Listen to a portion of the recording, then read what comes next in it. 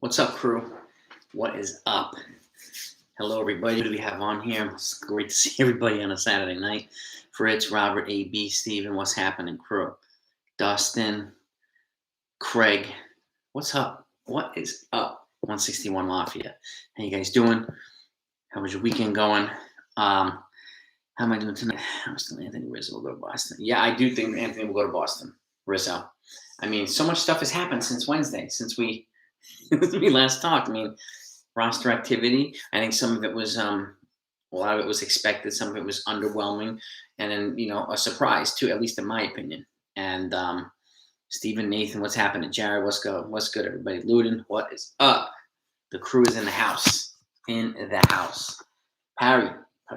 Paris. What is up? What's good? Dustin in the house too. It's good. So good to see all of you. All of you.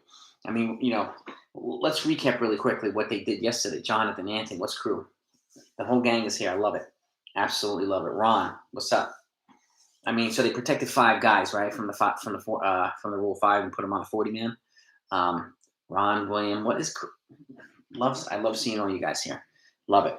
So Oswaldo Cabrera, Rockstar 27, what is good? Nathan, what's happening? Oswaldo Cabrera, Everson Pereira, no surprise either one. Stephen Ridings, good. He's basically going to replace Nick Nelson, which is a good thing. JP Sears, left-handed pitcher, and Ron Marinaccio was a right-handed pitcher with a big arm, actually, in the minors. So looks like they protect the right guys. Maybe some surprises. I mean, and then they made a trade, obviously, and sent Nick Nelson and drawing a blank here. Here it is. Nick Nelson and Donnie Sands over to the Phillies for 2 players who are not going to be on the roster. And then obviously they DFA'd and Frazier, Odor, and Tyler Wade, which to me was the big surprise. Okay. What's happening, everybody? What is happening? What do you guys think about the moves that they made? I mean, are you surprised about Tyler Wade? The reason why I'm surprised about Tyler Wade is because they already got rid of 3, speedy out, even 4 actually by Brett Gardner, who might be back now. He said he wants to play in 2022, so we'll see what happens there. But they already got rid of LoCastro, Greg Allen, and Andrew Velasquez. They're 3 speedy athletic players, and Cashman's admitting they need to get more speedy and athletic. Now they move on from Tyler Wade, the best base runner they had, one of the best route runners. He was a plus defender in the infield and outfield. Odor had his moments. Man, he was a great teammate and had some, he brought a lot of energy and had some power moments, but that was pretty much it. I mean, he was a better defender at second than at third. So, but Tyler Wade to me was a big surprise. My gut, and now, with the DFA guys, you have a little over a week to decide whether you're going to release them or trade them, put them on outright waivers or whatnot, or outright them to the minor leagues, which gets them off the 40-man roster. So they're going to happen. I mean, Lorenzo, I don't really know why Tyler Wade was DFA'd. My guess is maybe Oswaldo Cabrera is going to be the new Tyler Wade. But the thing about Oswaldo Cabrera, even though he's got a good bat and he steals bases, but he only plays the infield. Wade played infield and outfield, so that versatility is going to be missed, I think. So they're going to have to bring in some guys who play multiple positions now. I mean, like guys I mentioned the other day, Chris Taylor, and Eddie Rosario, Eduardo Escobar. Like these guys are all free agents, and Chris Taylor has a qualifying offer attached to him, but the other guys do not. 19 comment NYC, salute, man. What's good? Hola, there he is. There goes Hola. What's happening? Yeah, so Cashman's acknowledging they need to get more athletic and fast, and they just got rid of all this athleticism and speed and versatility too. So, I'm really hoping that he goes after some of these guys. I mean, if he gets like a Starling Marte and maybe a Eddie Rosario, I'd be pretty happy. I mean, my fear is that Tyler Wade's going to come back to a team. He might go to Boston. He might go to some team like that, Tampa. It might wind up biting him in the butt. So, and I wouldn't let him walk in these next week or so. I would try to trade him and get some value out of him. He had 3 more years of arbitration before he was a free agent in 2025. That's good value. So, and the other deadline is December 1st, which is the non-tender deadline. It's also the last day that the CBA is live. So, guys like Miguel Andujar and Gary Sanchez and some of the other arbitration guys, that's the last day that they could be non-tendered. So, meaning they could just be wiped off the payroll and the Yankees could just drop them. So the Yankees, if they're going to bring in a catcher now, they should make a trade for a catcher. Now that they could DFA Gary Sanchez if that's something they want to do. My gut tells me they're going to wind up staying with him, but who knows? So this is the thing too. Well, I mean, yeah. So apparently they offered Justin Verlander a 1 year, $25 million deal. That to me, and I said it the other day too, suggests that they're willing to spend at the very least on pitching. So, I would expect them to be aggressive for guys like Robbie Ray and Kevin Gausman and even Carlos Rodon, or even in trades. So, and they were willing to give up, prospects and international spending money, because that he had a qualifying offer attached to him. Ray does too, but neither does Gausman does not. Rodon does not. So I would still keep an eye on that.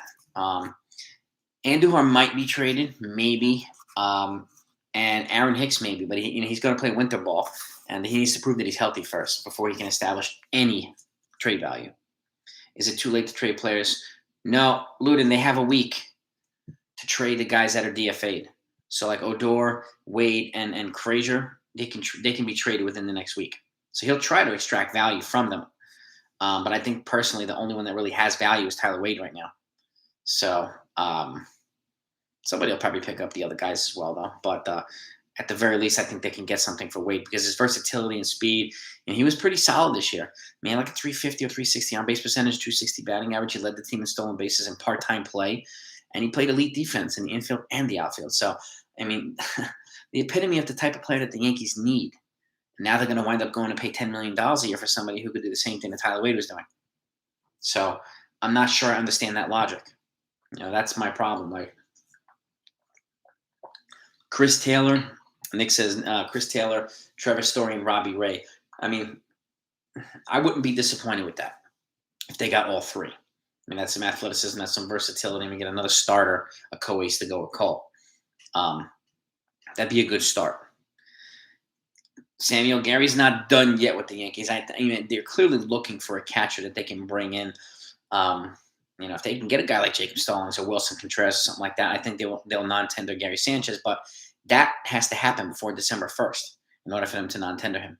So that's the other thing. There's these deadlines, and that's the next major deadline, the non-tender deadline. So the Japanese player,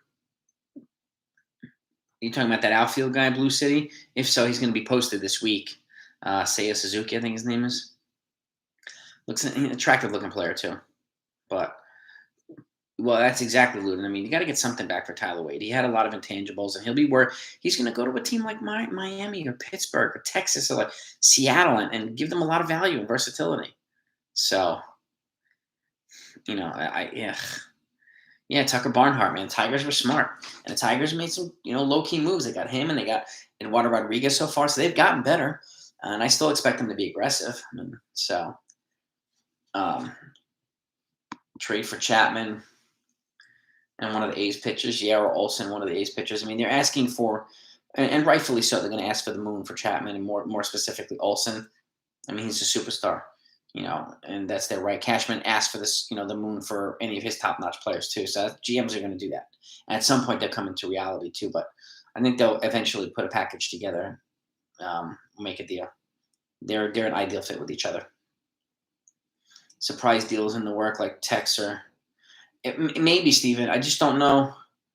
I mean, I know they're being aggressive for Starling Marte. I don't know how, the moves get a little bit, they confuse me. I mean, there's still a chance that they could non-tender Chris Gittens. They can non-tender Andujar. Like, they could still make some moves. So, but the only thing of significance right now I could see, happens. Like Cashman says he has offers out to some of the top guys, but we don't know what that means.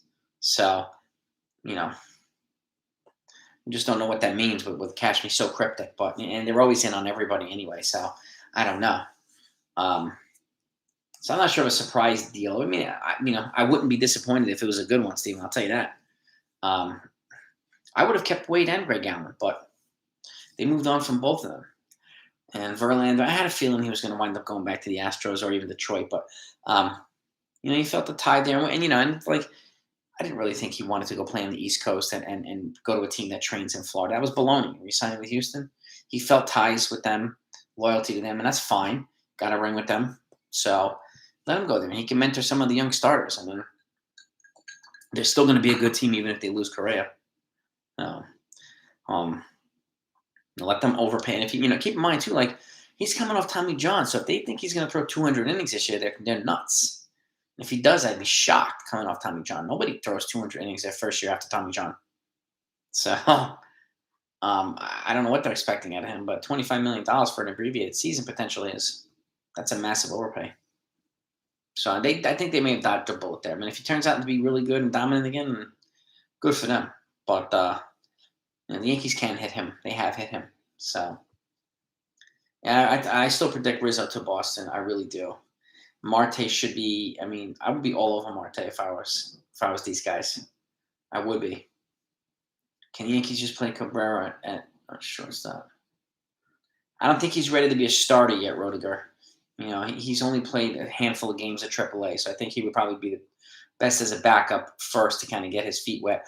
I don't know if he'd be ready to be a starter yet. At some point, maybe in 2022, yeah, but not yet. I still think they're going to bring in somebody more like in between the stopgap and these big guys. So I keep saying Story or Simeon. Those are my two guys that I still, I think they're going to be honing in on. Jason Dominguez he's a couple years away. And the only way I see him being moved is if it's for somebody like Bryant Reynolds or somebody like, maybe if they can get him without Bryant Reynolds, then Cashman's genius. Get him without Dominguez or Volpe, and he's a genius. So, but he's still young. He's 18 years old. He has a lot of development to go. So the problem too with some of the Yankees' highly touted prospects, when they get to the majors, they usually see a lot of regression there. So I think they want to do it right with Volpe. You want to do it right with Dominguez. So I think they're going to be pretty cautious with those guys. And neither one of them is major league ready yet. Potential through the roof, but they're not ready yet.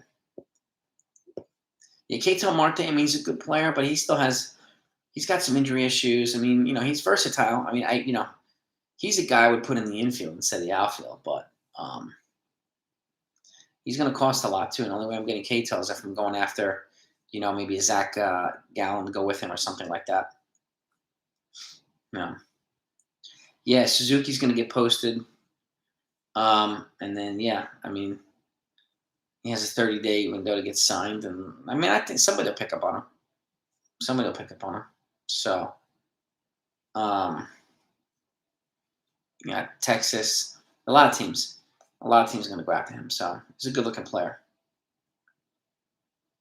And, and we don't know what's going to happen in the CBA. Torres for Bellinger, you're going to have to give more than Torres, even though he's got more controllable years at much less. I think with Bellinger having an MVP, you're going to have to give Torres and probably Luis Medina or something like that, or something to that effect. But that's an intriguing trade. I just don't think the Dodgers would ever go for that 1-for-1. Cashman never lays his cards out. You never know what he's doing. So until it's actually done, and all of a sudden you wake up and like, what the? I think they'll make some kind of trade this offseason that we're not expecting. And that's what I think. What kind of trade, I don't know. But, Correa and Hinch. I mean, my guess Samuel's Hinch is probably trying to convince him to come to Detroit because Hinch is the manager there now. So, he's trying, I guess, because now Detroit's saying they don't want to pay $300 million for him. So I guess he's going to try to do his part to try to convince him to come for under 300. So, because God forbid he signs for 295. They've already apparently said that they want to try to break up Lindor's $341 million or $340 million deal. So good luck with that.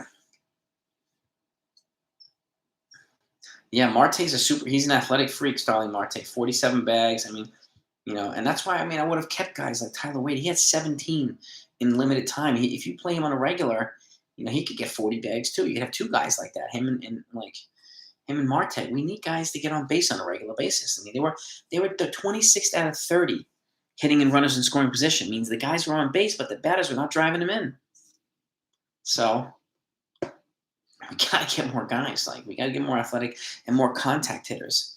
So who aren't striking out on big moments all the time or popping up or grounding out. We need guys who can hit singles and doubles.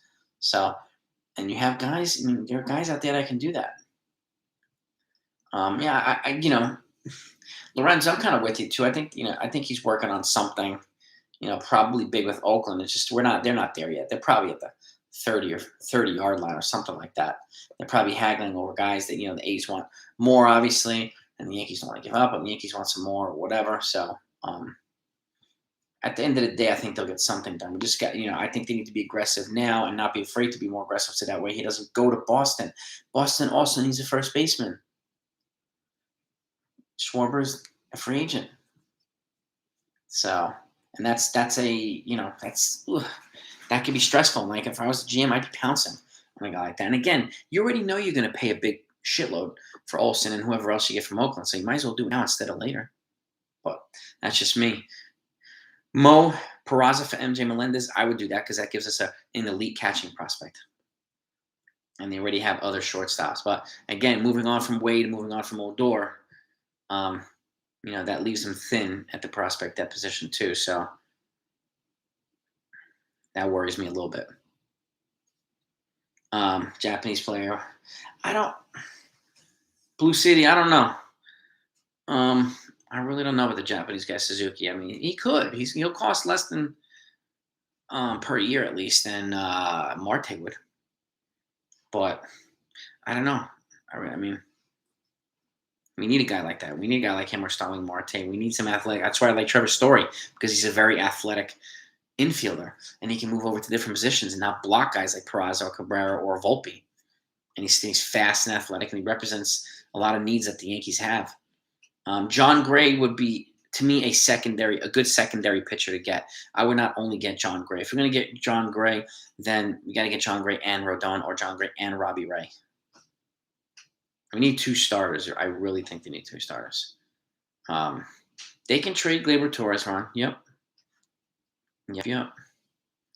It's me, Rizzo's the second to Olsen right now in terms of first base options. And Aaron Judge, they got to make him an offer for an extension this offseason. Make their very best offer. And if he turns them down, then they go. They trade him. Ooh, Chase, thank you so much for the $10 dono, man. Super chat. Was Chase Glover said. I really appreciate you, man. Thank you. I don't see a world where the Yankees sign another right-handed hitter, especially at shortstop. Story, Correa, and Simeon, all righties. Seager is like only option. I keep thinking about it. Yeah, I mean, the only issue I have with Seager is that he's injury prone and he's going to cost, a lot of money. And my logic is, if you get Olsen, you have your lefty. You get somebody like Eddie Rosario, you have your lefty. And then you get a guy like Story. I'm more okay with a Story and Simeon because you essentially could get Story and Simeon. I mean, Story or Simeon plus Eddie Rosario plus a starting pitcher. Let's just say you get Carlos Rodon, you get Story. Actually, Robbie Ray, Story, and like an Eddie Rosario, combine them, it's going to cost 1 Carlos Correa. You could fill 3 holes for the price of 1 guy. That's the way I look at it. Like Story and Simeon are probably going to get 5 years each. Story might get 6, but they're not going to cost $300 million, not even combined. So, but I get what you're saying about Corey Seager. I mean, he's a superstar. He's a lefty. He's a perfect fit for Yankee Stadium. I just whether it's him or whoever the shortstop is, I think they're going to use somebody like Oswaldo Cabrera to back him up and back up second base and play other multiple infield positions. But yeah, I mean, and you're right. The Yankees are overly righty. At least if they get Matt Olson, that kind of helps balance it out a little bit. I still think if you got a righty shortstop, they still need another outfielder now. And most of the outfielders I would bring in, with the exception of Starling Marte, are lefty. So Eddie Rosario just screams to me that I would be all over him, and he won't cost a boatload of money. But I hear what you're saying, Chase, and thank you, man. Thank you so much for that $10 dono, man. I appreciate you, bro. You're the man. You are the man. What do we got here? Yeah, I mean, I think Boston's going to wind up pouncing on Rizzo. The Marlins and Yankees can make a trade. I think the Yankees should be going after one of their young pitchers because they already said that some of them are available. The Yankees have some offensive pieces for them, so they could go after one of these guys. I mean, I would at the very least be looking at it right now if I were Cashman, most definitely. By the way, if you guys don't mind, if you hit that like button, if you want to get those likes up over 100 today, I really greatly appreciate it, man. Thank you, guys. Thank you. Try to get them over 100 to 150 every video if I can now. But thank you, guys and gals. Schmidt, like Pereira, and throwing a place like Peraza and Florial for Belgium. I mean, maybe, but right now Florial is the only outfield depth we have now. I mean, you have Trey Ambergy too. I wouldn't forget about him, but he's a prospect. He was hurt, and until he proves that he's a major league, ready player, he's still a prospect. So, but I mean, they got rid of a lot of their outfield depth, so you know, they need some outfield depth. So that's my issue. Bellinger would be a nice piece, and he's lefty, but I want to add to now. I want to add two outfielders instead of swapping one for one. But if they got Bellinger, I wouldn't complain if he performs here and stays healthy.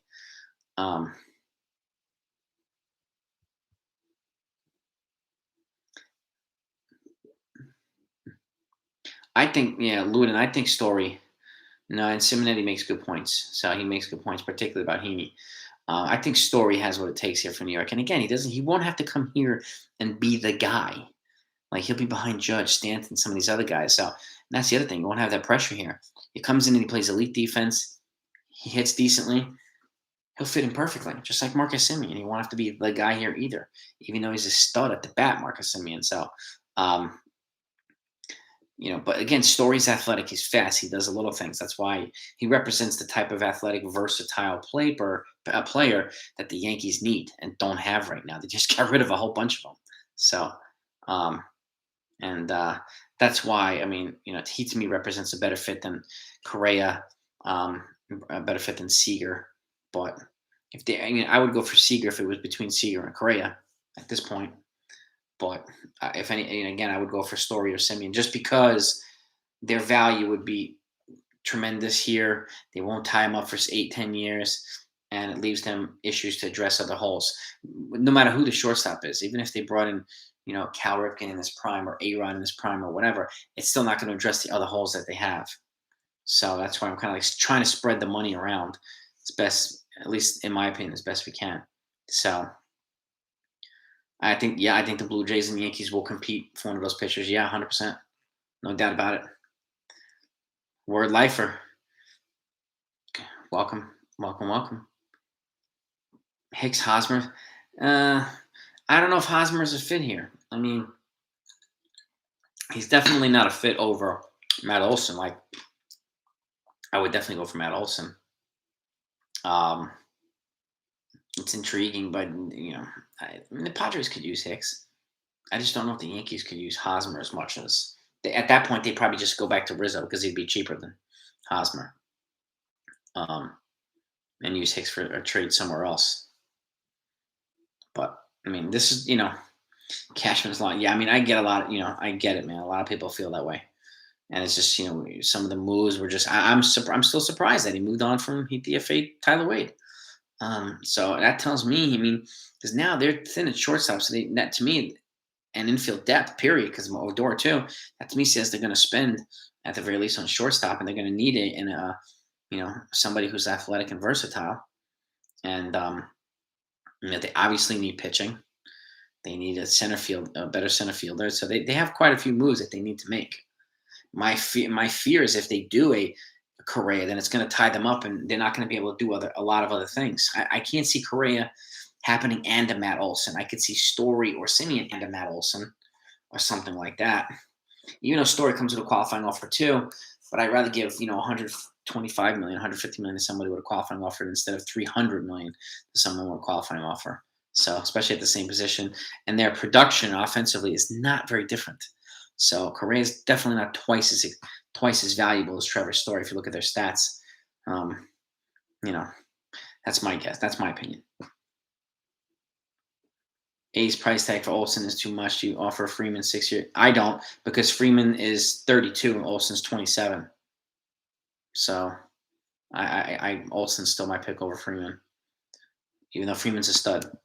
I think, the A's are going to ask for Dominguez. Absolutely. I don't think they'll get him, but, they can't not ask for him, and they will. So, and that's, I can't blame them.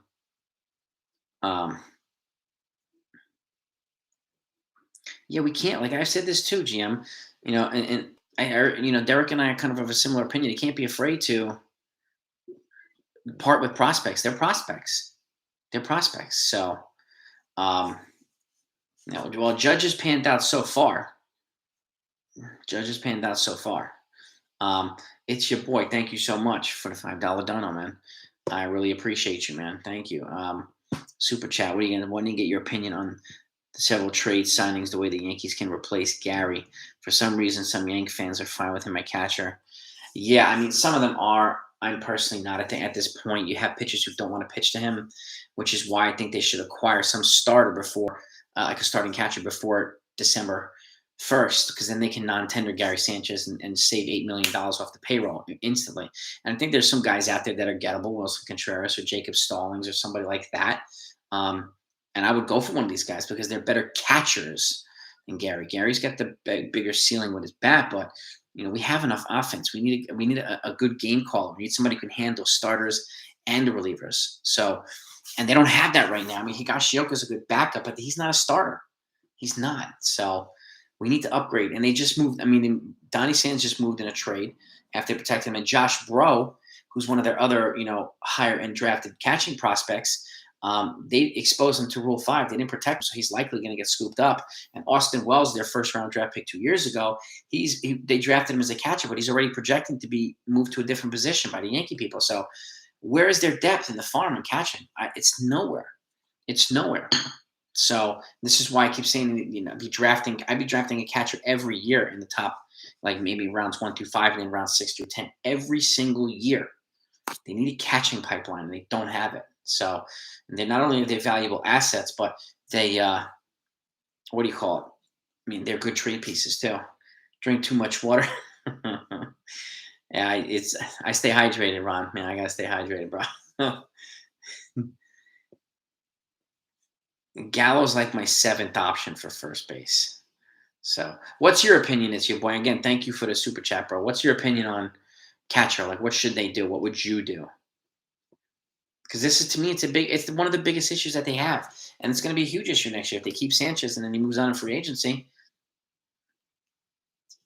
JNY, the Yankees have crazy depth at shortstop in the minors, high-end prospects. I mean, 3 of their top 10 prospects are shortstop. So catcher, they do not have a lot of depth, which is why I keep saying they need to draft catchers every year in the top 10 rounds, and they don't always do that. Okay. And they need a good, steady pipeline of catching prospects, and they need to develop them well too. And they haven't been doing that as well. So even though Sanchez was a highly touted prospect, he was also an international prospect. He wasn't a NCAA catching prospect. So they need a steady pipeline of catching prospects. Shortstop, they're good. I mean, Volpe, Oswaldo Cabrera, Oswald Peraza, 3 of their top 5 prospects are shortstops. So they're deep there, and they have other guys, and they're already expected or projected to sign I forgot the kid's name, the number 1 international prospect. And this year, he's also going to be a shortstop. And his name will come to me, but that's going to just increase their depth. And they also have Trey Sweeney, who they drafted last year in the first round. And he's in the top 10 as well, maybe 12, something like that. He's a shortstop as well. So they've got a boatload of guys. A boatload. Roderick Arias, he's the international prospect that they're going to draft, or supposed to sign, I should say. But hasn't happened yet until January, but I expect it to. Urshela, I mean, he could be, but I don't think he will be. He's probably better suited at third base, Urshela, Gio. If they trade for Matt Olson, yes, Samuel, they need to have payroll flexibility. And I did a video recently on their descending payroll. Their payroll goes like this over the next 5 years, so they will have flexibility to extend him, and he's going to cost money. So, and that's just a good point too. But I went over the kind of numbers over their payroll all the way out through 2026. So they will have the flexibility to make moves like that. Mike, I mean, Sinat, I think Story's the best fit here. Story and Simeon are the best value, but Story to me is the best fit.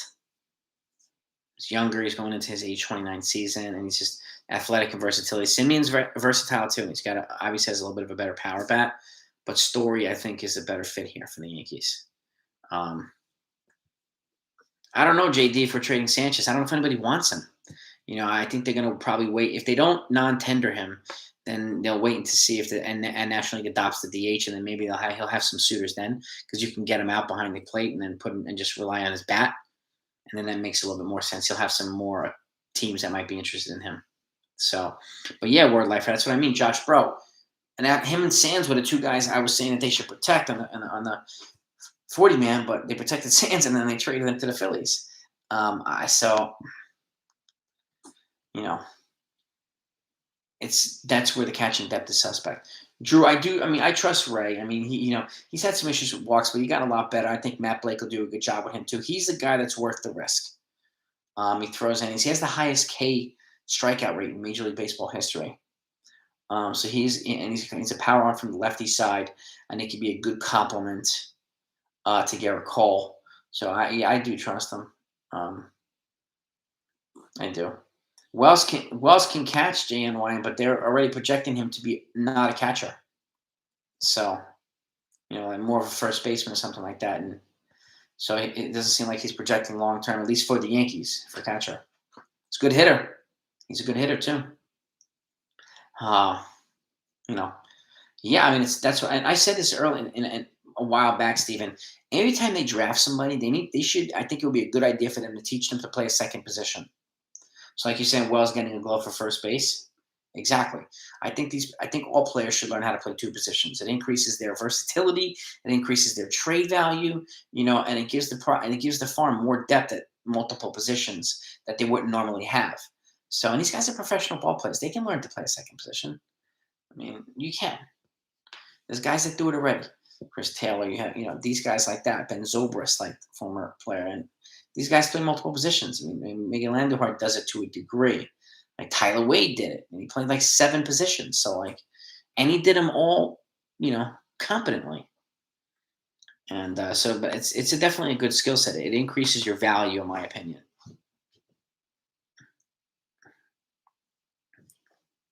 Chance, yeah, I mean they did. Posada he was an infield and moved to catcher, yeah. Russell Martin, he was a great catcher too. Russell Martin. They did, but they wanted to. They didn't want to. They had a chance at Real Muto GM. Yeah, you're right, but they didn't want to go over the payroll that year, the threshold that year. So that's why they didn't do it. But he would have been perfect here. Carson Kelly from Arizona is one. He's him and Stallings and Wilson Contreras. These guys are all. I think they're gettable in trades. So I hope that the Yankees get them or one of them or something. So it would represent an upgrade here. Joe Gallo from Matt Olson. You get Luis Castillo from the Reds for Gleyber Torres. It's going to cost more than Torres now, Anthony, a little bit, but I would, he's a guy I've wanted here for a couple of years now. I think he'd be a good fit. He'd be a good fit. So, yeah. It's hard to convert. I mean, at that level, it's hard. That's why, to me, it's important to teach them. Once they're drafted, you teach them a second position then before. Because every time you go up from single A to double A, it gets tougher. The competition's more fierce. It's more intense. So that's when you need to learn the second position and kind of progress with both of them. I don't think it's a good idea waiting until the major leagues to learn a second position. It's happened, but not very often. So, and I think Story to me is the most realistic too. I think Simeon's going to cost more than Story. And again, if he plays credible shortstop and it's a decent hitter, we're in good shape. And you can, like I said, you can have Oswaldo Cabrera or something like that, back up second base, and play. And he's a young, dynamic player, and I think he's a lefty as well. So another lefty, and he's got a really good bat, and he steals bases. So another good skill set that the Yankees need.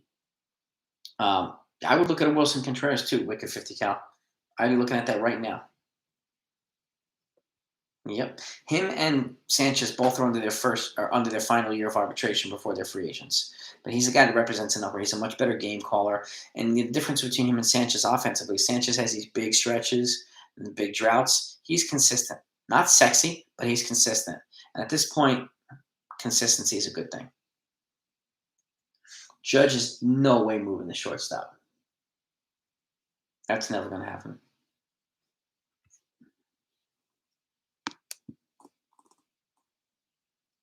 What's my mission? What'd you say?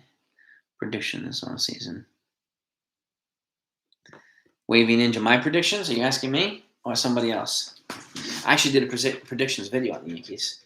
Even though my predictions have changed a little bit, I do predict them signing Trevor Story and maybe Robbie Ray. And maybe getting another reliever like Andrew Chafin or something like that. Kendall Graveman. Yeah, Seager's going to cost twice as much as Story would. And that's one of my concerns there.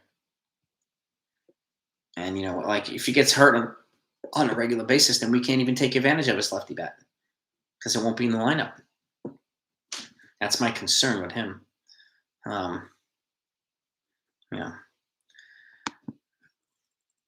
Ramirez is available. Jose Ramirez from the Indians, he's going to cost just as much as Matt Olson would. He is an absolute superstar. Absolute superstar.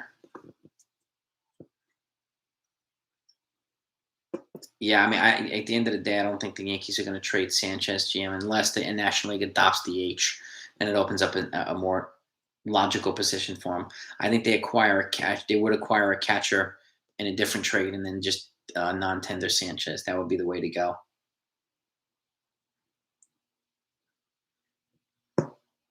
Yeah, Story's an elite defender, and he's a really good athletic shortstop. Javi Baez a shortstop. Yeah, I think so. Javi Baez. I still go with Trevor Story.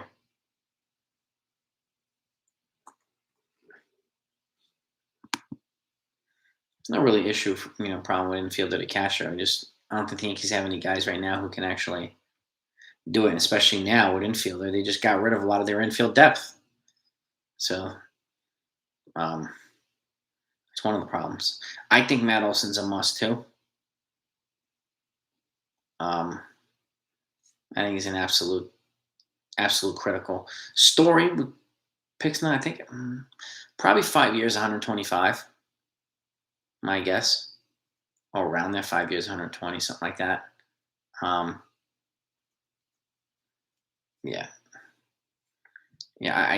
don't think at the end of the day Oakland would get Jason Dominguez for Matt Olson. So I think they're going to still, Cashman probably wants to make it a multiple player deal, which is one reason I think it's going to cost a little bit longer.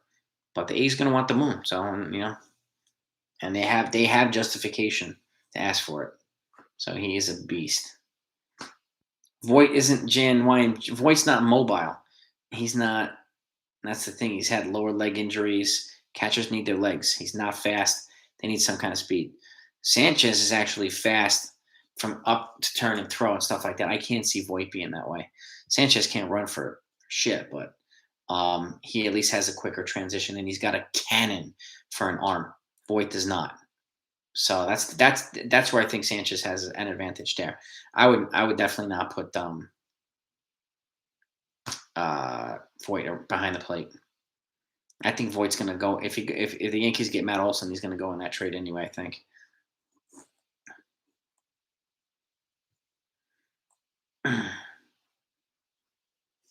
I don't think.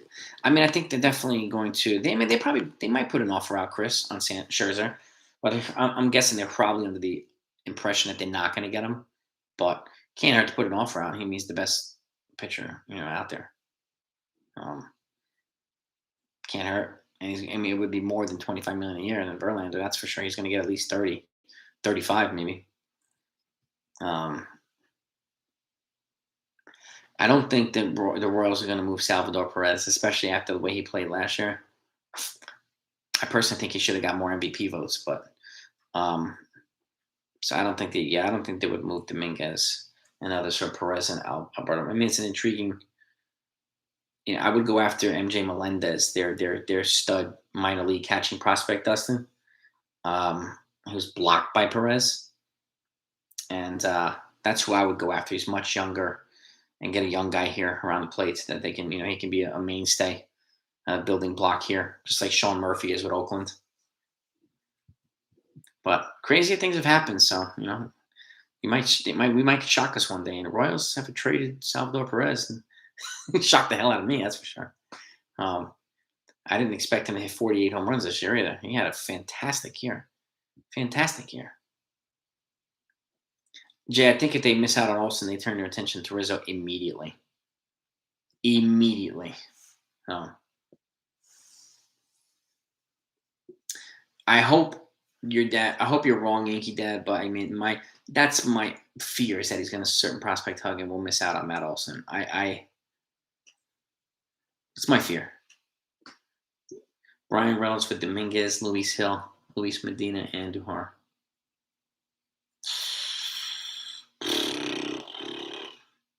Can the Yankees get Stallings included in that trade? Or JT Brubaker? And then it makes it more palatable. To me, Brian Reynolds is the finished product of Jason Dominguez. But, I mean, that's going to be and I said Brian Reynolds or Juan Soto is the only player I trade for Dominguez. But you're talking about adding Hill and Medina, two of their top pitching prospects, and Andujar, he'll basically be a throw-in. You're going to need something more than Brian Reynolds coming back, Senecas. But I think you're onto. You might be onto something there.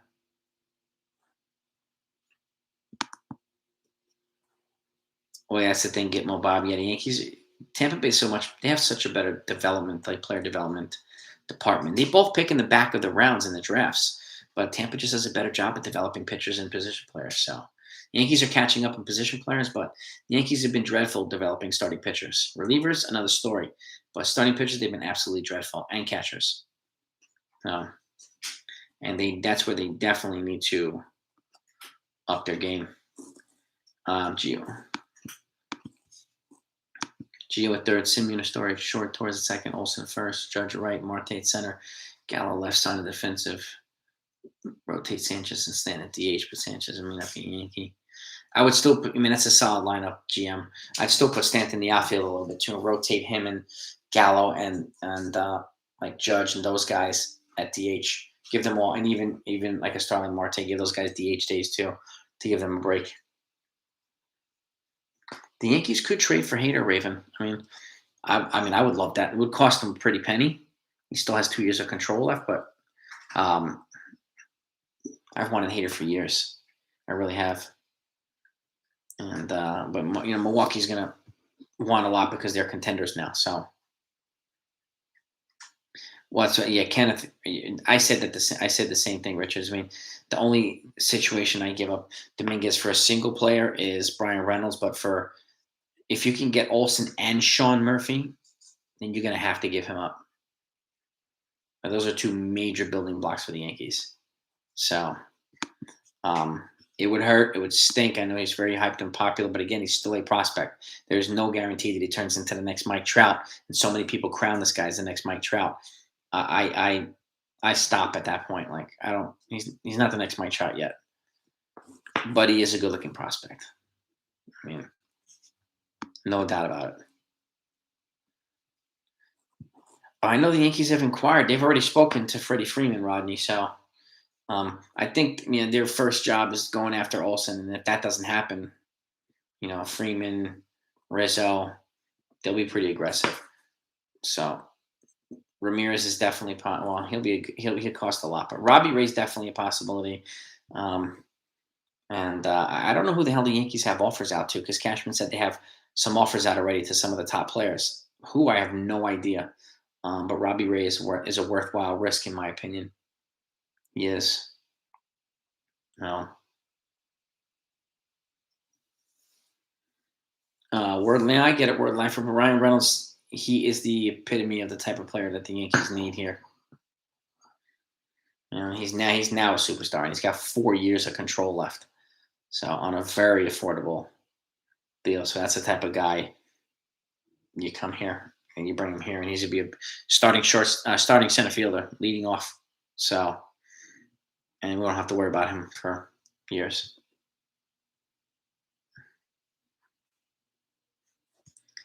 Luis Hill. Yeah, Luis Hill, to me, I would not want to move on from him. There's only maybe 1 or 2 players who I would give him in a trade for, one of which is a Juan Soto. So, but I don't see Soto being moved anyway. Yeah, they let go of. Well, this is the thing. Yeah, Standish Moore. I mean, that's the thing. Like, they just got rid of all their speed and athleticism. I really hope that they're not just going to bring in big boppers and strikeouts again, because they're not going to win. They're not going to win. So if that's the case. And the Red Sox, Yankee Dad, they can absolutely come and acquire Olsen. Yes, they can. That's why I think our Cashman would be all over this trying to get this thing done now.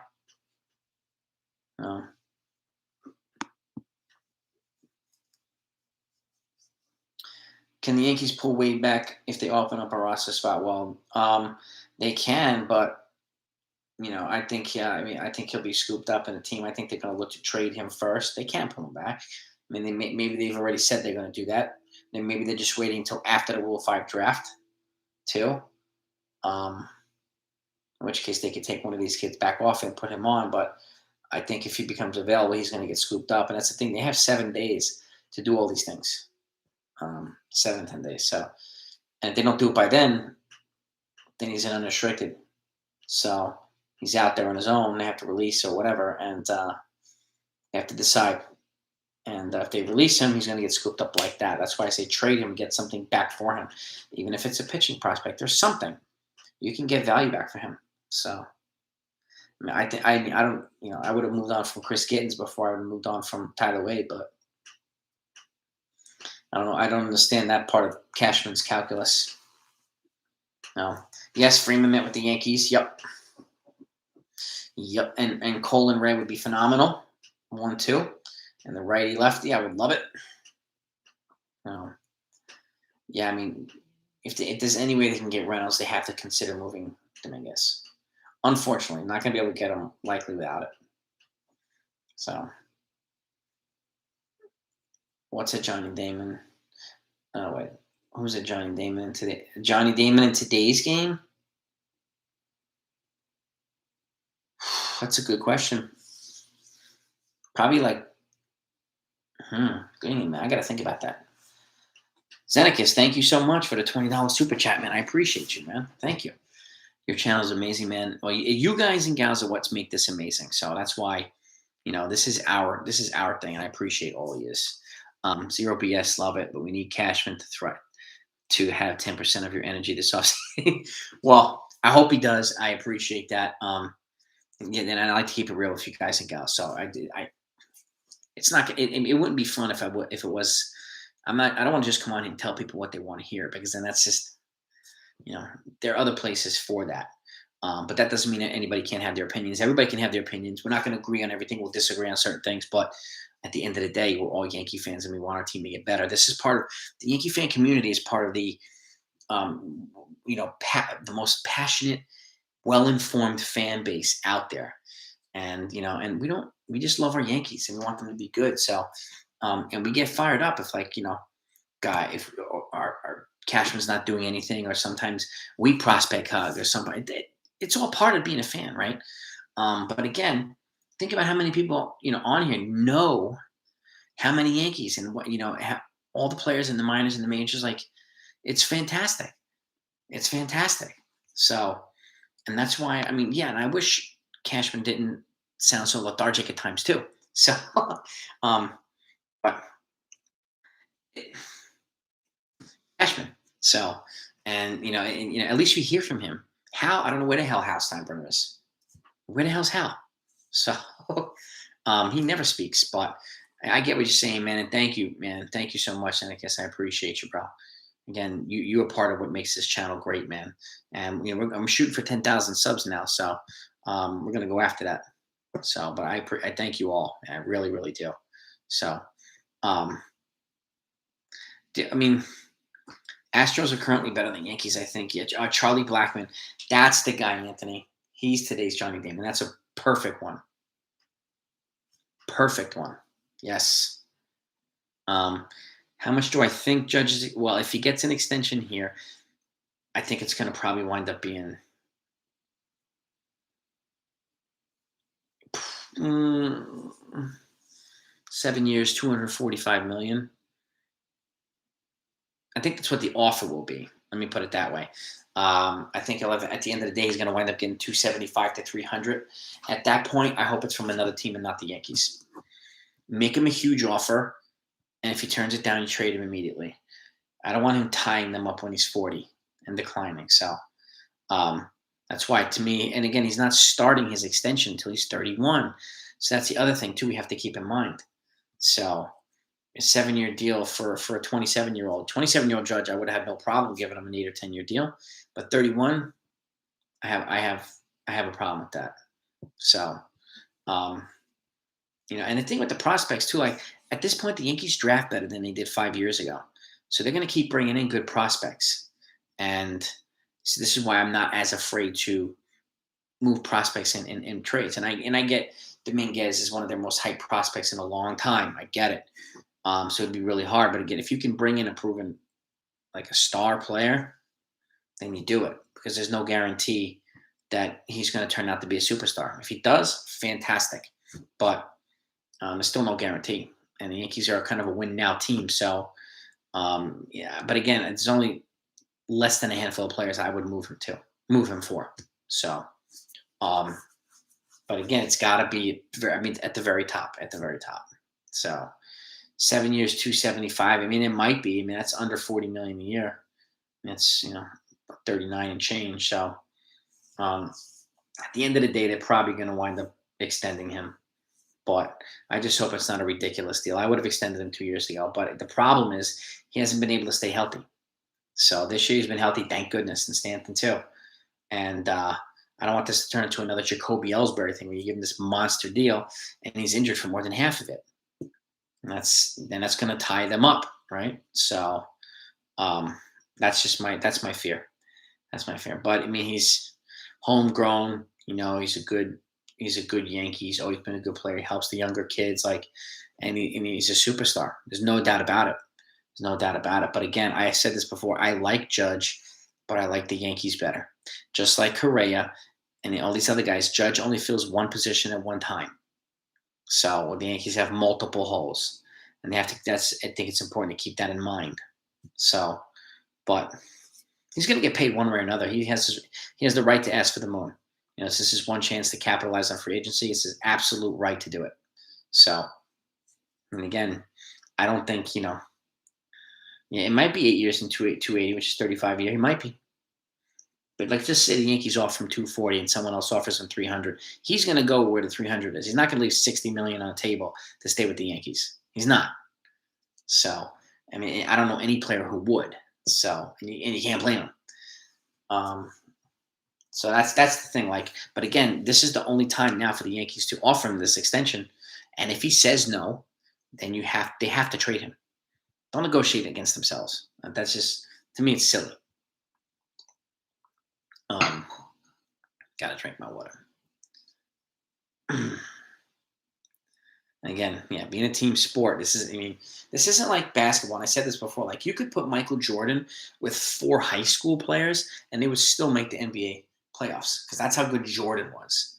Okay, if he was playing today, I think he would be averaging 45 to 50 points a game. Really do. I've never seen anything like Michael Jordan, but this is different. There's a bunch of guys, 26-man roster, 9 guys on the team in the field at the same time. And, that's something to have to keep in mind. LA Yankees came. Yankee King, thank you so much for the $2 donor, man. I appreciate you. If we sign Carlos Correa, we lose Aaron Judge. It's very, very possible. Very, very possible. That is a good point. And again, I don't think they need to sign Carlos Correa. And again, think about it. You can get Story and Robbie Ray for less than Carlos Correa. You can get Simeon and Robbie Ray for less than Carlos Correa. So, you can get Story and Starling Marte and probably Carlos Rodon combined for less than Carlos Correa and address 3 holes instead of 1. So, and to me, if you compare, I did a video on this the other day about the shortstop options. I compared all the 4 shortstops, the top shortstops, and Story's stats are, much more balanced than Correa's were. And he's going to cost half the price. And that to me is a difference. That's a huge difference. Then again, thanks so much for that $20 donor. I really appreciate you. You are the man, and for the $2 and all the donors. I really appreciate you folks. I really do, man. Thank you. What would my dream lineup infield look like? My dream, Brian Reynolds leading off playing center. DJ batting second, Judge third, Marte fourth, Stanton fifth. Probably at this point Gallo would be sixth, or Sean Murphy catching, batting seventh. Gio, 8th. And who am I missing?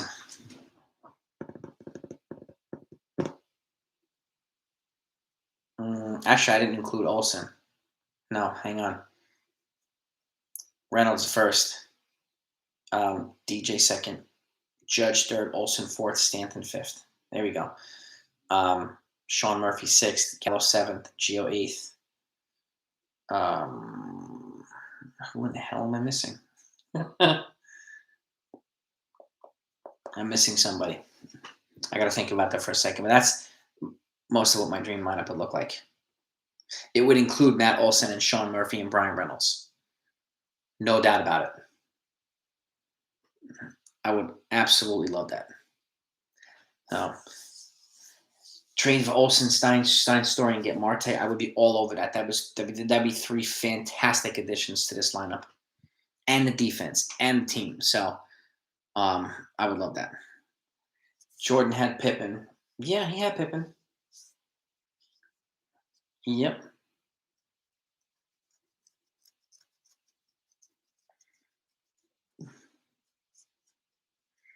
No, I mean, you're right. I mean, they don't absolutely need Trevor Story, but they don't need Correa either. They don't need Seager. But to me, Trevor Story is the best fit, best value. I would go Story and I'm talking about LL Yankee King here. I would go Story and Simeon before Correa and Seager, just because they leave them flexibility to address other holes, whereas Correa and Seager likely do not. So at the end of the day, Judge will probably get 8 years from the Yankees. So Tato, yeah, I mean, I agree. What do the Reds want for Luis Castillo? Well, it's going to be more than Torres now, because Castillo did have a big rebound year and Torres' value's down. But at the same time, I would still try to do that 1-to-1 swap if they could. If that's the case, you have DJ to replace Torres at second base. But got to get good value back for Torres. He's got 3 more years of control, and he's only 24, and he has a very high upside. So Robbie Ray, yeah, I mean, to me, he's a risk worth taking, man. It'll cost money, but that's a worthwhile risk. Yeah, I think at the end of the day, Olsen, Daily Dose, I think would be, he'll eventually get here. I just don't know when. Ray would be an overpay, yes, but I think a worthwhile overpay. A more worthwhile overpay than Correa or Seager.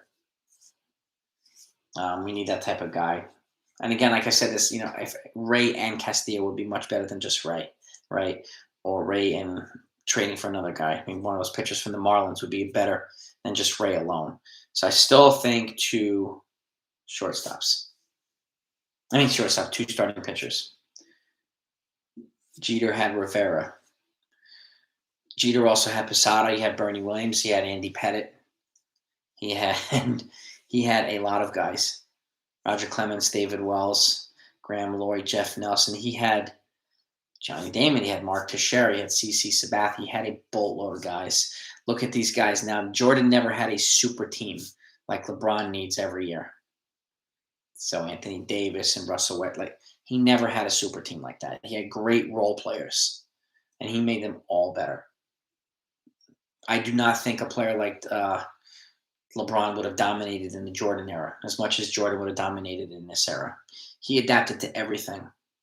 And to me, he's still the best by a mile. And you might, Olsen might not be a Yankee. This is true. I don't think they start with Voit, though. So, to trade for him, yeah, but he'd be a worthwhile trade, Jason. But I get you. I totally get you.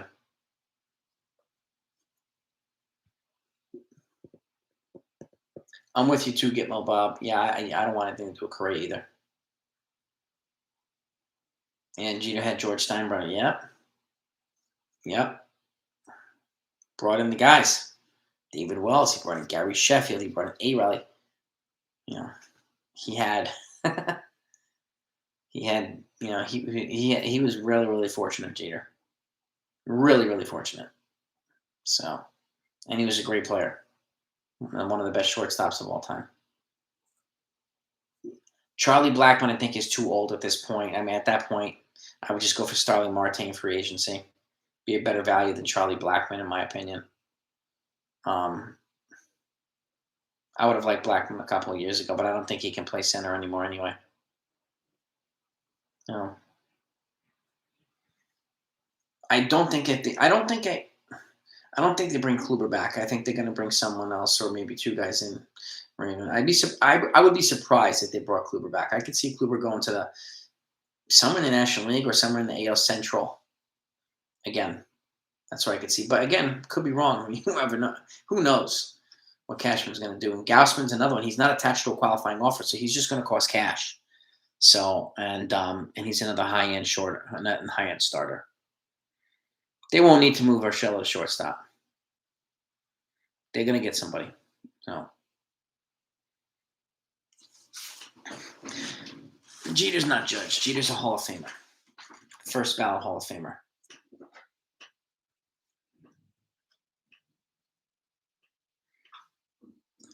Olsen fits well in San Diego. Yeah, well, they're not going to take Hosmer back Oakland. They're not going to pay Olsen. There's no way in hell they're going to pay Hosmer. Kobe, Kobe's right up there with LeBron, man. Yeah. Kobe was another one. Special, man. LeBron's special, too. Don't get me wrong. But Jordan, to me, is still God when it comes to basketball. Kluber to Marlins, I could see. I think Luis Hill needs a legitimate chance in spring training, so I keep him in there as well. I still think the Yankees need to be they need more depth. They always have guys go down in the starting rotation, so they need a couple of depth pieces. Chris Taylor, I would not be offended with at all. The Rays are interested. The Rays can get him. They have what it would take to get him. Rays, yeah. That would suck if he went to the Rays or Boston. So, yeah, I saw Hal wants to push the luxury. And that's not going to happen, though. The Major League Players Union is not going to let that happen. The union's never going to go for that. Derek Jeter doesn't deserve any of his Gold Gloves. Okay, Jesse. I don't buy that one. Main reason why he didn't have the range of a Correa, but he was always at the right spot at the right time. Jeter. So until Correa has 5 Gold Gloves, he shouldn't say anything. Until Correa has 5 rings, he shouldn't say anything. Jeter's got both.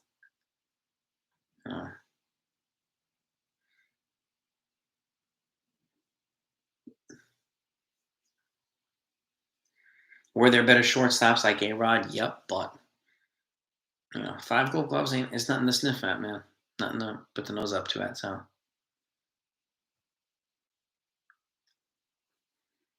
Ramil Tapia. I hope not, Drew. I hope they do more. I don't think they're going to do a stopgap like Simmons. Especially after moving on from Odor and Tyler Wade, they're going to need to upgrade. I can't see them doing Simmons and having like Oswaldo Cabrera back him up. That would be. I don't think they're going to do that.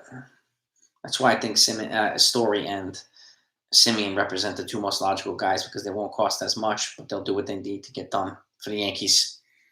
At least I hope that's what they do. Tigers are going to be aggressive. Would I be surprised if they got, Correa? No, but go. If they're going to pay that much, go there and don't win any World Series. So go right ahead. Go right ahead. He's going to go where the money is, Correa. So can't blame him. Yes, they do have a choppy. Yeah, 100%, man. They have a Pirates trade history. I mean, if you're going to go for Reynolds, you might as well go for Reynolds and JT Brubaker or Stallings. So go for the multiple position. Go for the multiple position, guys.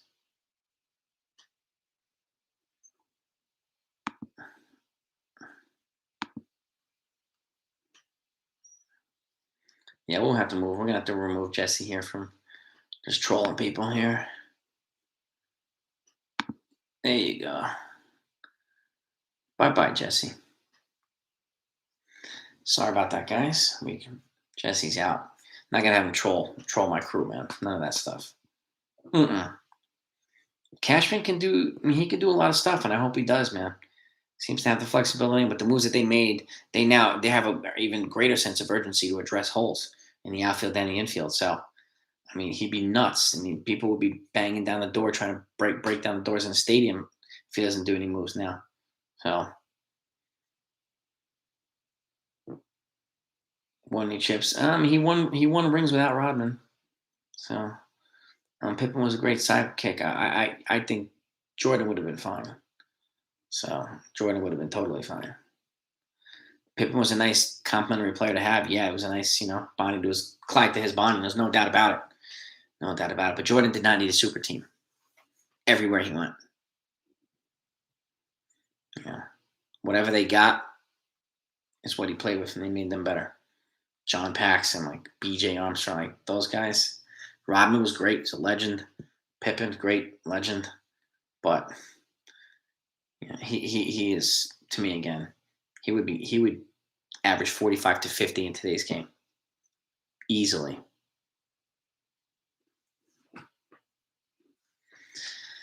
It fixes the center fielder. I think he's going to get hurt, probably maybe even in winter ball. So he's not enough, that's for sure. They need to get another outfielder because they just got rid of all their outfield depth.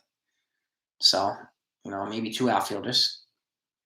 Maybe Everson Pereira at some point will be a backup as well there too, and they just protected him from the Rule 5. So, and he's an outfielder, but he's still too young. But Compt, I'm with you there. The greatest shortstop / third base combo of all time. I no debate for me. No disagreement here at all. No disagreement at all. I mean, did some stupid stuff, but he's one of the greatest talents I've ever seen.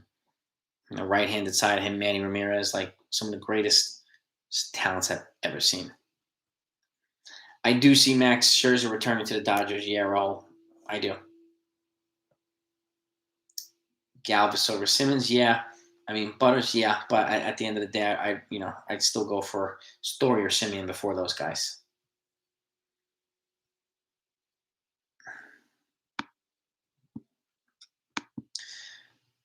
Yeah, exactly, Ludin. Once he started doing that stuff, I had to get rid of him. I'm not going to have him be stupid with our crew here.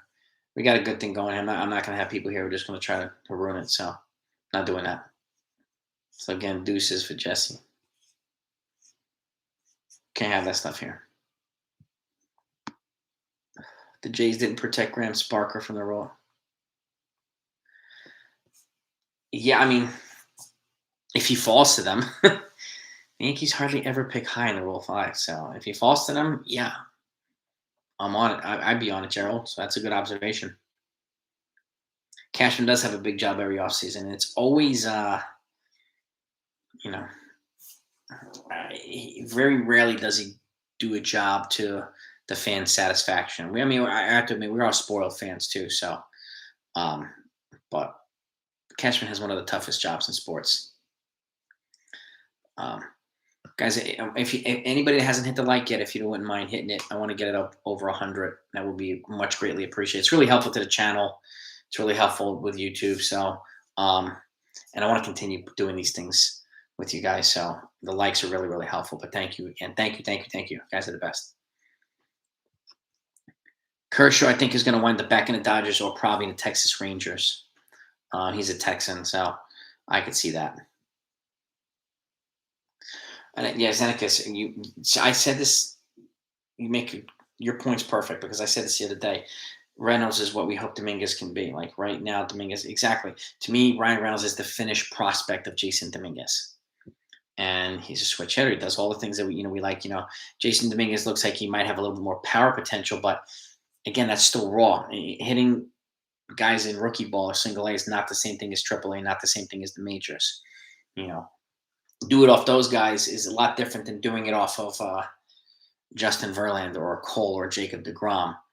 So he's got to keep progressing like Volpe keeps progressing. So if he does and he stays here, fantastic. But I wouldn't hesitate to move when you have a controllable player. I wouldn't move him for a guy with 1 year of control. You move him for a building block for several years. That's the only way I do it. So I hope Olsen. Yeah, Renee today. I hope the Yankees wind up with Olsen. I know they're working on it, but it's not done yet. It's not done yet. So Cashman needs to get a chopped cheese. Yeah, Raven. Yeah, you can't make these decisions on an empty stomach. So homeboy needs a nice chopped cheese or a juicy steak or something, man. Some sushi, something to fill up that belly, dude. What would it take to get Cattell? Luis Medina, Oswald Peraza, someone else, two high-end guys, and maybe a mid-level prospect. I think Cattell won't cost as much as Brian Reynolds, but he's still going to cost a good amount. You might have to throw somebody in there like a Geo, something like that. But if you're going to go for Cattell, then I would definitely go for Cattell and Zach Gallen, or Cattell and Carson Kelly, or something like that. Multiple. That's the team that you make a multiple player trade with. I could see. So. Yeah, exactly, Dustin. When you see a 20, 23-year-old tearing up, they force themselves in. You make it impossible for you to keep them down. So, like, Volpe is kind of turning into that. So, I hope that he continues that way. I really do. So, would I give up the top Yankees prospects for Soto? I would. I don't think we have a chance in hell of Vladdy. I don't think Toronto would ever move him to the Yankees. Soto to me, because he projects, I think, bigger, just more healthier long term and more athletic. And Vladdy would be wonderful, but we have guys like Judge and Stanton already who are similar in terms of power potential and stuff like that. Vladdy's an elite hitter, though. I mean, he's got one of the lowest launch angles, and he still hits a lot of home runs. So, and he's an absolute stud. And if he's anything like his dad, he's going to probably be a Hall of Famer. But if I had to choose between the two, it would be Soto. So, Noah, yeah, but Noah got paid, man. He got $21 million too. I mean, crazy. Would I take Strasburg, take Soto? Only if they're taking back Hicks and Chapman. Take those contracts away from us. I'm not taking, that $200 million Strasburg deal. They're gonna have to take a chunk back from us. That would be my kind of counter.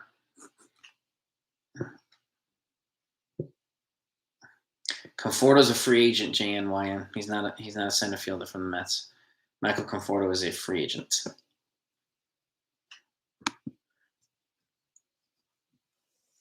Now, I don't think Soto's going to be moved anyway. Yeah, he's got 4 more years before he's a free agent. I don't see it's a chance in hell the Nationals. They're going to build around him. So, and again, I don't think Vlad's going to go anywhere either. They're going to build around these guys. They're going to get monster contracts, and they're going to build around them. So, those are building blocks that you don't send away unless you are intentionally tanking. So, but I'm with you too, J Luck. Please do the right thing, Cashman. Please, please, please. Yeah, we don't have anybody that is up at a Soto or a Vlad level. I mean, I hope Volpe plans out. I hope Dominguez plans out if he stays here. But again, it's really hard because those guys, I mean, they forced their way on. There was no way you could keep guys like that. Then they're way too good. Ola, thank you very, very much. Thank you for the super chat, man. I appreciate you. Reynolds and Olsen would be. I would love both of them. Absolutely love Reynolds and Olsen. It would change the whole team. It really, really would. I mean, Reynolds and Olsen, that's a part of a dream off season for me.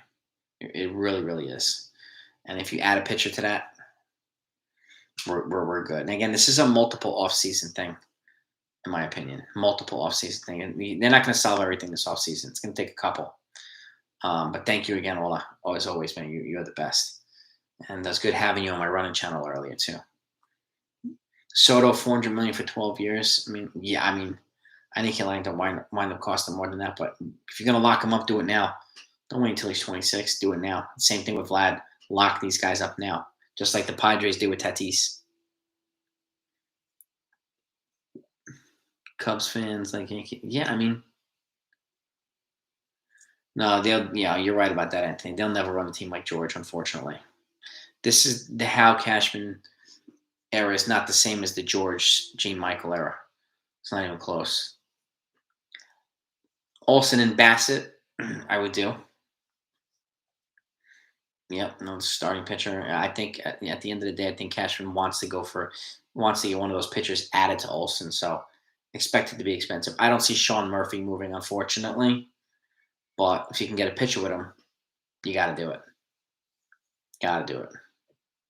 No, Cashman. I mean, yeah. I mean, I know he's working the phones and blah blah blah, but like, we have a lot of holes, and it's going to take him a while to address them. But again, I don't, I think being aggressive early on is sometimes a better idea than waiting the market out.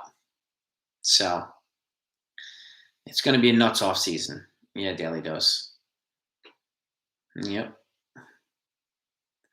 I Greg Bird. It's going to be, yeah, I mean, it's going to be nuts, and we're going to be frustrated a lot of times, and we're going to be just waiting to see what the hell Hal and Cashman are going to do. And all of a sudden, we wake up one day and he's made a move. That's just the way he's so stealth with the stuff that he does. He's so unpredictable. But with all the moves that they just made, they clearly are, having to make even more significant upgrades. So I do expect him to go after some high-end players this offseason. At least that's what it's looking like, but we'll see. We'll see. First baseman and number 2 starting pitcher. Yeah, those are definitely needs. Shortstop, center fielder, catcher. It's right up the middle. Catcher, shortstop, center field. Internally, center field help. We're not there yet in center field. I mean, Everson Pereira is an attractive prospect. He's really young. Shortstop, we have right around the corner prospects. But what I like about the shortstop prospects we have is they're multiple position guys, short and second. So if you bring in a guy like Simeon, for sure you can play them at second if you want. You bring in a guy, this flexibility. It also makes it gives them flexibility to move a Torres in a trade for a big pitcher if they want to do that. But at the end of the day, I think they're going to, either use Peraza or Oswaldo Cabrera or something like that. Just don't know where yet. Yeah, and Franker's about to get a record pre-arbitration deal. Yeah, he's going to get paid. We might as well lock him up now. They might as well. He's not going. He's a superstar. Plesac and Bellinger, not too bad. That wouldn't be a bad offseason. I see the Yankees getting Olsen Jr. I do. But I think a lot of us do. But just have to be patient, unfortunately. Who do I go bigger on, shortstop or first base? First base, because we have, if they don't get big-time shortstop, and I don't think they will anyway, there's enough shortstop depth out there for them to bring in somebody credible, and we have, guys at the highest end of our prospect levels that can come in incredibly play as well. So if there's any way you can get an Olsen, you kind of have to do it. At the end of the day, I'd go bigger on first, but if you can get Olsen and Trevor Story, I'd be happy, man. I'm really happy. I think, I don't see why Franco would not accept that offer. I mean, it's a record deal at that age. Yeah, 100%. He'd be nuts to turn it down. They might give it to him with an opt-out, too. So he can opt out at 26 or whatever and become a free agent and get a monster deal then, too. So don't be surprised if you do that.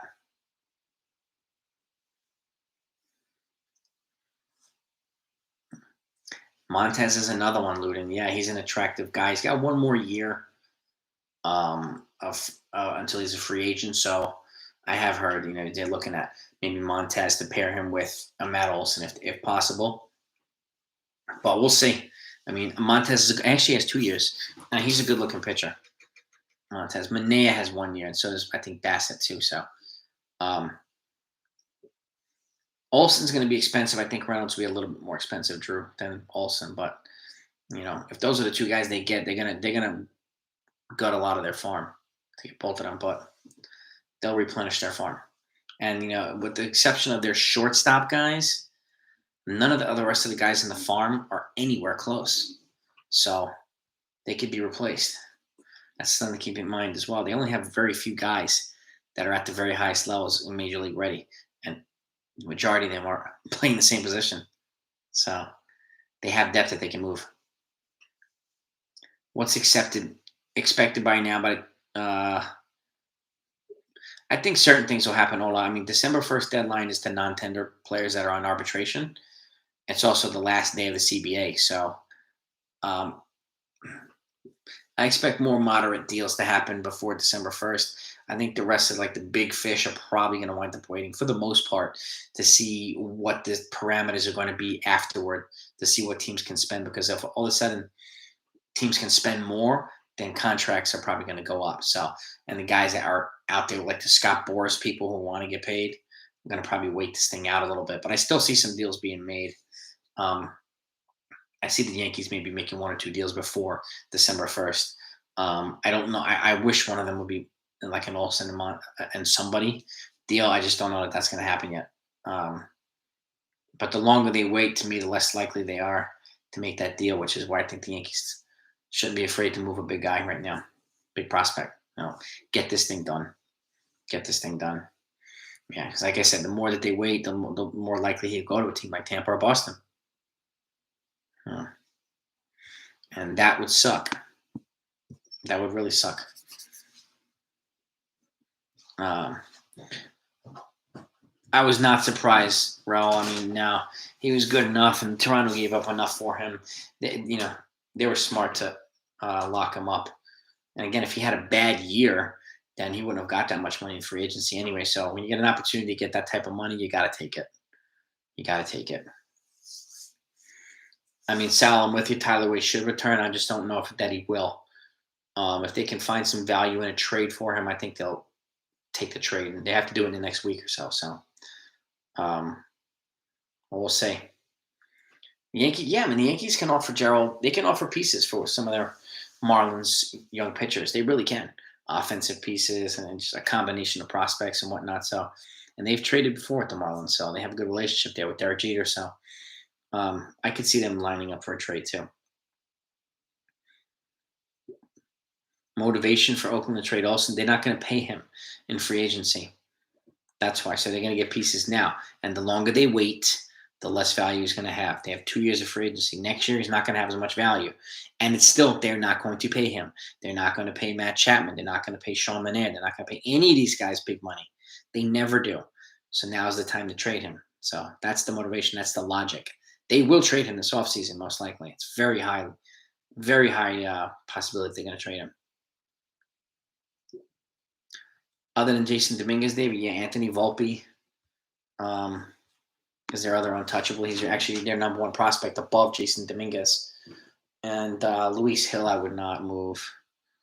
And those are kind of the three really, really, really guys. I mean, Oswaldo Cabrera, if they can keep him, I would keep him too.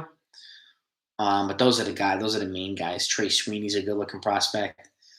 But the two absolute to me are, Volpe and Jason Dominguez. But I can see Dominguez being moved in a trade for a gigantic superstar. I could see it happening, but it's in a very, very small percentage. So it's all good, Steven. Yeah, we've been punished, but that's all right. They'll come back, and we'll have our celebratory times again as well. So exactly, Ola. Jump in early and at least get one guy or a couple guys. Sometimes being first is better than waiting it out and trying to have the best deal. It's got to hurt. If you want these guys, it's going to have to hurt. Stop obsessing about winning trades, Cashman. Okay, go out and get the guy. This would have been done already. Also, if this was George Steinbrenner, Olsen would have been here already. And probably Brian Reynolds too. Yes, Double D, bring back the Bronx Zoo. No more Bronx Country Club. There's a lot of teams that are after Starling Marte. Houston's one of the top ones, Thomas, unfortunately. So there's a lot of guys. He's a very attractive free agent. There is enough time to do these things even before the December 1st non-tender deadline. They could do these things. They could do them tomorrow if they're willing to move some big pieces. They have the pieces. Kevin Biggio, maybe Kevin Biggio, but the Blue Jays aren't going to trade a big piece to the Yankees. Division rivals, no way.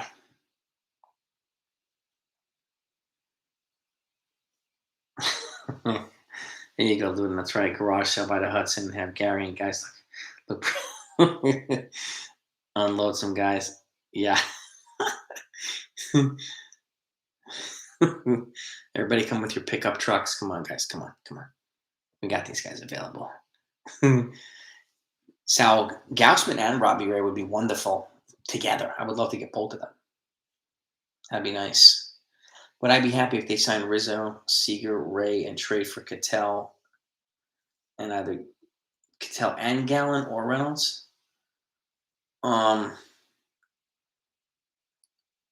If they do Rizzo and Seager, Ray, then between Cattell and Gallen and Reynolds, I'd go for the Cattell and Gallen at that point over Reynolds. And need depth if they're signing guys like Rizzo and some of these other guys. I think a depth would be better. So Cattell and Gallen would probably cost less than Reynolds anyway, so I would do that trade. I'd be pretty happy with that. I mean, I wouldn't be offended if Rizzo comes back here. He's still good, but I mean, Olsen's my first pick, but I just hope that Seager would stay healthy. And again, I hope they're not giving him $280 million in this scenario. So Butters, but that's going to be a pretty big spending offseason. But they multiple holes right here. At first base, shortstop, starting pitching, multiple position and starting pitching. So these are the types of things the Yankees need to do. They need to do it. And yeah, we have to take advantage of, Judge and Stanton's most productive years right now, Cole's prime years. We have to take advantage of this. So yeah, they have to be aggressive now because the talent level in free agency is not as big in the next couple off seasons as it is this year.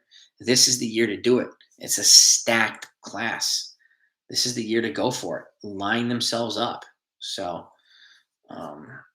Gallo's like my 7th pick for first base. Not unless there's no other options, then you move him. But I don't move him before any of the guys. Yeah, Stroman would have been decent here. He's a durable pitcher, very durable. He gives innings, man.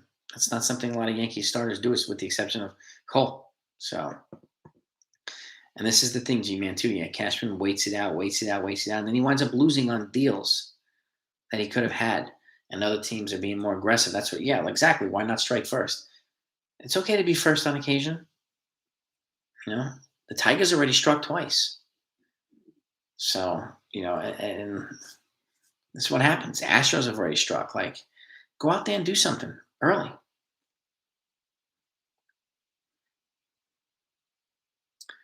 You heard of a rumor that Domingo was involved? David, the Yankees haven't gotten Olsen yet, so that's not true. There was a lot of speculation as to who was going to be involved, but he's still in Oakland, eh? Would I be surprised if they included him? No. But I don't think the Yankees are going to give a pitcher unless they're going to be going to try to get one in return. And because they need pitching. They need pitching. Then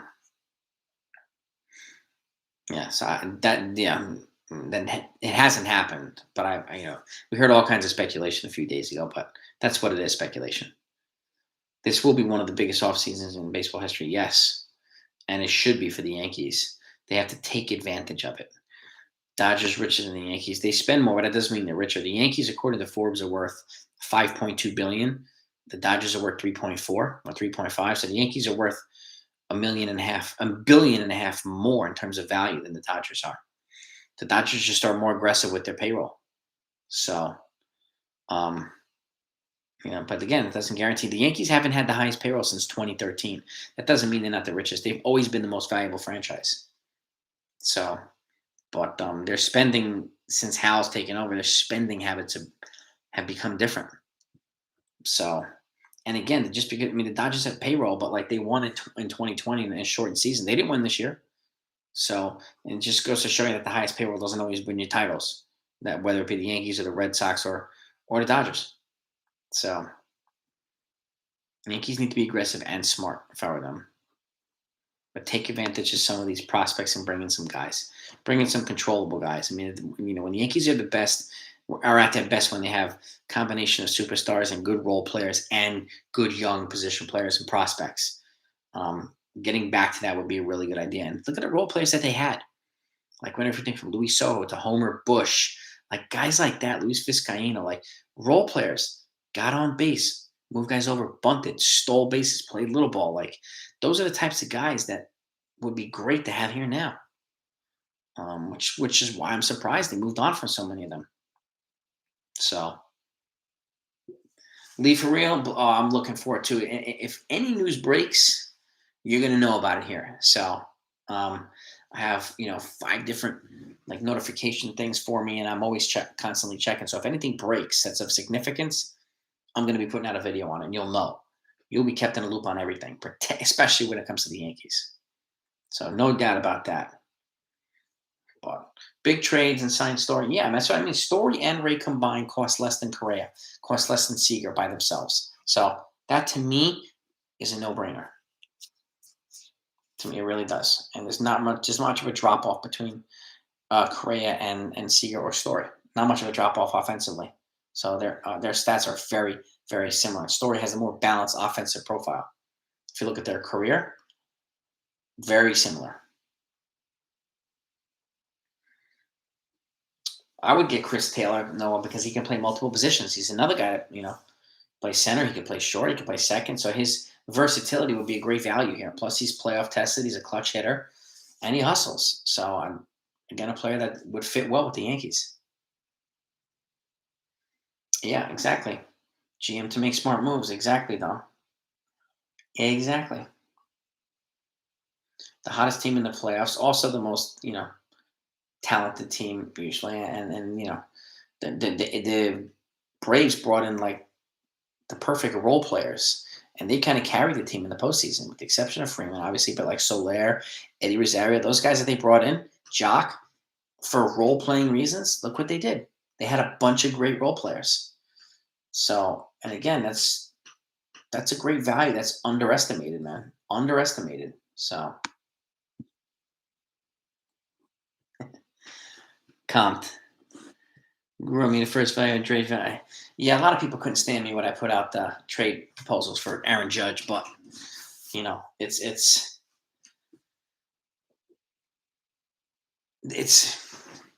it's okay. Not everybody's going to agree with everything I say, but at the very least, the reason I'm putting out Aaron Judge trade proposals is because he's the one player that they can get a haul for. So, and at the very least, it should be considered if they're going to give him an offseason, an extension. He's going to say no. You know, then you got to trade him. So that's kind of why I put out a video like that. But I'm glad you stuck around, Compt. Okay, I just stuck around, man. But I got a lot of shit from my Aaron Judge trade proposal videos. I did. But it's all good. It's all good, man. Butter's my pleasure. I'm here. Like that's why I like the dialogue with you all. I like staying on here, and I'll be wrapping up shortly. But I like being able to have dialogue and answer questions. And I'm not just waiting for people that send me donos for me to answer questions. I try to answer as many as I possibly can. So sometimes it goes fast and I can't keep up with it, but I'll get to you eventually. So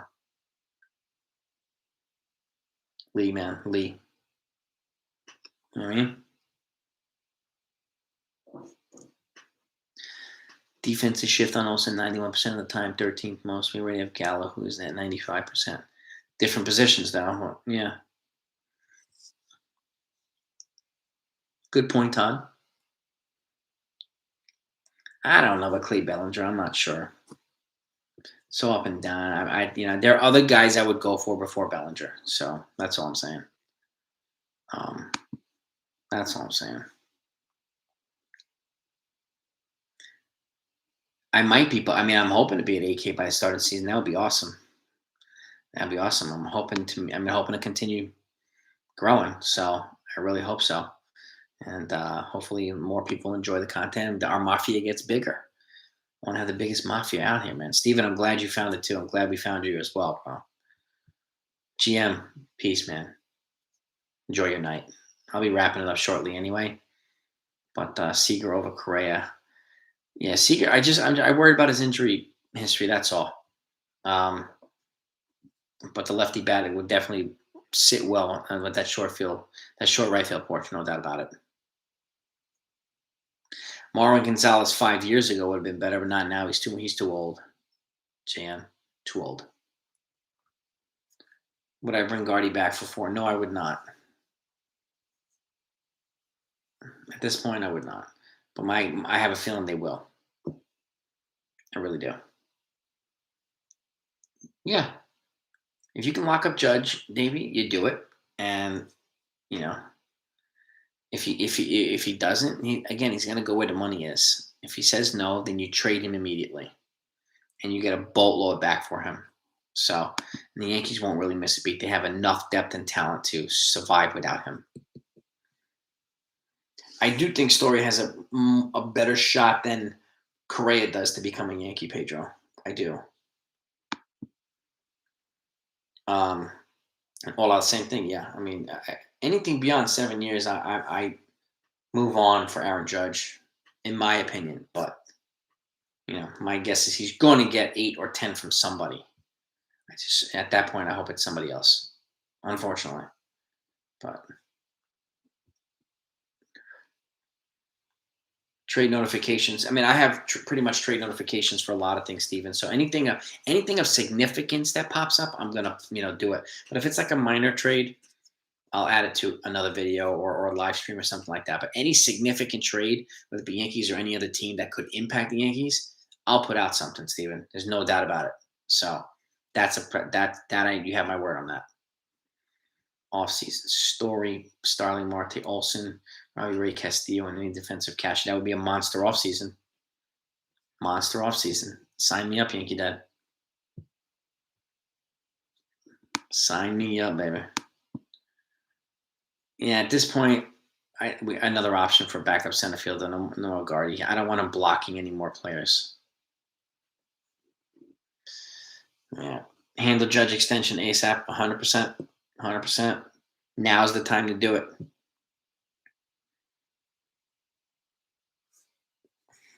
They can trade for Reynolds and Olsen. It's just going to cost a boatload, Jason. They're going to have to give up a lot, and they sign a pitcher in free agency. They have the pieces to do it, but they have to be willing to hurt for a little while to do it. So Reynolds and Olsen will be huge building blocks for the Yankees.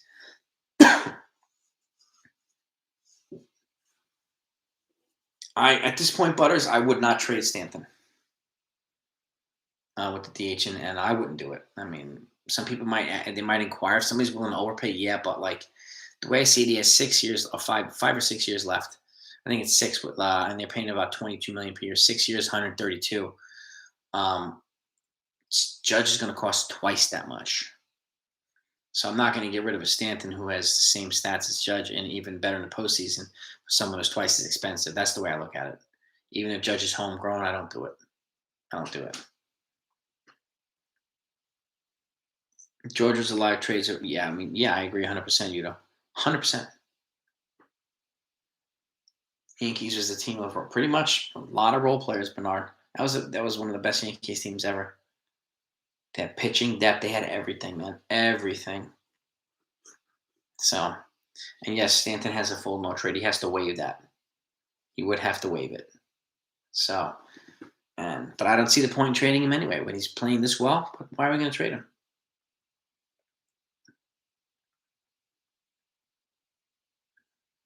I would rather get Olsen and stack him in between Judge and Stanton.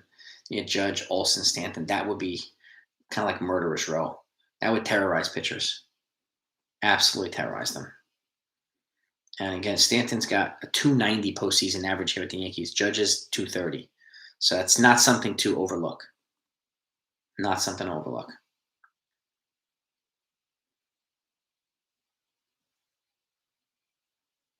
Yeah, I don't know, Luden. I don't remember Hal ever being involved to begin with at all. So I really don't. I think he was more of a business man than a baseball guy. So Corbin, since they wanted him, maybe he's been not too well, Yankee Frankie. So I would still look for other guys first because of Corbin's expensive price. But I mean, he's cheaper than Strasburg, that's for sure.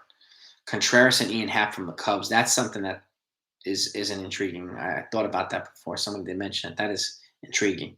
Then you trade for Olsen and Montez or Mane and Cyrre or Rodon. That's also, you're addressing multiple holes there. Addressing multiple holes. And then all you got to really do is get a shortstop. 6 for 240 I would do. I don't think I don't think Judge would and his agents would do it. It wouldn't be enough.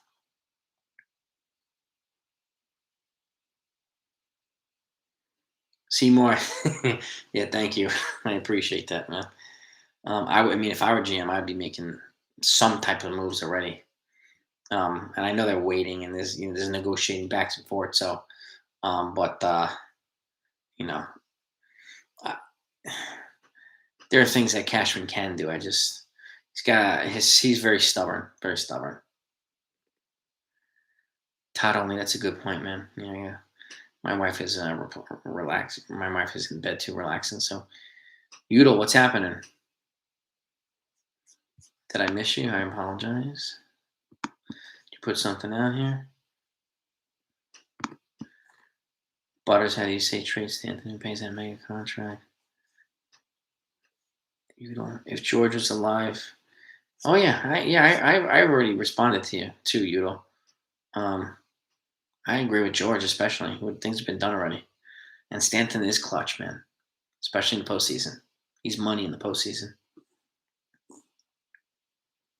92 and he cite Boggs, Key, and trade for. Yeah, I mean, that was a hell. I mean, Charlie Hayes, like Scott Brocious was great here. I mean, like so many guys. So many guys. And Stanton is a bargain at $22 million. Yeah. Judge is going to cost $35 a year at least. I don't see him costing any less than that. So, yeah, exactly, Seymour. They're willing to spend on pitching by offering Verlander 25 a year. I think Ray's going to get 25 a year, but probably for 5 or 6 years. So, Ryan, you're funny. Yeah. I don't think they're going to go for Baez, but he does have value. He could be a solid. I think he winds up going back to the Mets, unfortunately. So, but it is what it is. Yeah, I mean, I haven't got. I mean, franchise like that's the spec. That's the rumor that they gave him a $25 million offer, but I don't see like the confirmation. That's the spec. That's the rumor that it happened. But again, I didn't hear that from anybody in Yankees. I didn't hear from Cashman. I didn't hear from anybody. So until you do, it's not really confirmed. No. I think Cashman will surprise us at some point too with some kind of trade. Who I have no idea. Joel Olsen, Reynolds, Ray, Story, realistic. I think Olsen, Ray, and Story is more realistic. I think Reynolds is a long shot. If we get Olsen in the picture, we'll be in good shape. Olsen, Story, and a pitcher would be in really good shape. No. He will. We'll be surprised at some point. But let me let you guys go. I want to thank you all for coming on. I appreciate you. As always, appreciate all the donos tonight too. Enjoy the rest of your weekend. Jace, what's happening, man? Sorry I missed you. Udall, you've been mentioned quite a few times already. Quite a few times. I responded to you quite a few times. So that's not true. Go watch it again, and you'll see me responding to you. I've answered you quite a few times, Udall. So, yeah, I'm going to let you guys go. And exactly, Davey, 35 million here for 31. That's pretty pricey. So pretty pricey. But enjoy your nights, everybody. Thank you as always, and I will see you in the next live stream. Go Yankees.